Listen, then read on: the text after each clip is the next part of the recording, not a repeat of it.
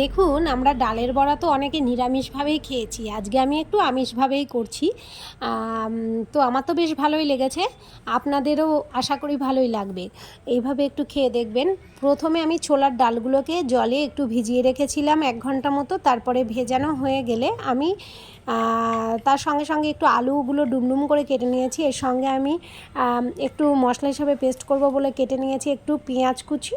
মানে ৪ টুকরো পেঁয়াজ, মানে একটা পেঁয়াজকে ৪ টুকরো করে নিয়ে আবার সেই একটা টুকরো থেকে আমি ৪ টুকরো করেছি। ২টো কাঁচা লঙ্কা, আদা কুচি আর রসুন কুচি। তো এটাকে আমি পেস্ট করে নিয়েছি। আর ডালটাকে আমি মিক্সি বাটিতে পেস্ট করে নিয়ে এর মধ্যে আমি একটু হিং দিয়ে দিয়েছিলাম, একটু কালো জিরে দিয়ে দিয়েছিলাম, আর একটু লবণ দিয়ে দিয়েছিলাম, আর ২টো কাঁচা লঙ্কা দিয়েছিলাম, একটু ১.৫ ইঞ্চি মতো আদা দিয়েছিলাম, আদা কুচি দিয়ে এটাকে ভালো করে পেস্ট করে নিয়ে ভালো করে মাখিয়ে নিয়ে আমি কি করেছিলাম, কড়াইতে তেল গরম করতে দিয়ে বড়ার মতো করে শেপ দিয়ে আমি এটাকে হালকা ভেজে নিয়েছি। বেশি কড়া করে ভাজলে পারে ঝোলে আর মধ্যে আবার একটু ঝোল ঢুকতে অসুবিধা হয়, তাই আমি হালকা করে ভেজে নিয়েছি। দেখতেই পাচ্ছেন ভেজে তুলে নিয়েছি।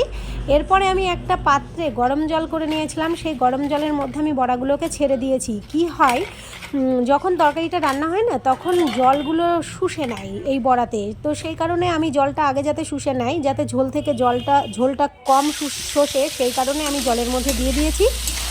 আর হচ্ছে কড়াইতে ওই তেলের মধ্যে আমি আলুগুলোকে লবণ হলুদ দিয়ে ভালো করে ভেজে নিয়েছিলাম, এবং ভেজে তুলে নেওয়ার পরে ওই একই কড়াইয়ে আমি ফোড়ন দিয়েছি গোটা জিরে, শুকনো লঙ্কা, তেজপাতা। এটা দিয়ে আমি সুন্দরভাবে নেড়ে চেড়ে আর একটু গোটা গরম মশলা দিয়ে দিয়েছিলাম, ভালো মানে গন্ধটা আসে। তো সেই কারণে এটা দিয়ে দেওয়ার পরে আর খেতেও টেস্ট হয়।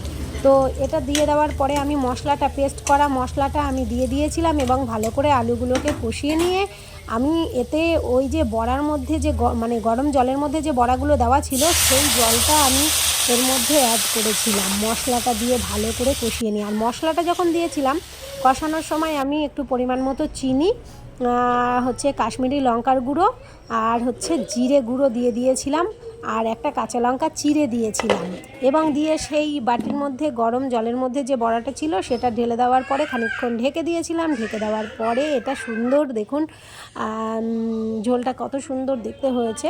নামানোর সময় আমি একটু ঘি গরম মশলা দিয়ে নামিয়েছি। এটা হচ্ছে আমিষ বড়ার ঝোল।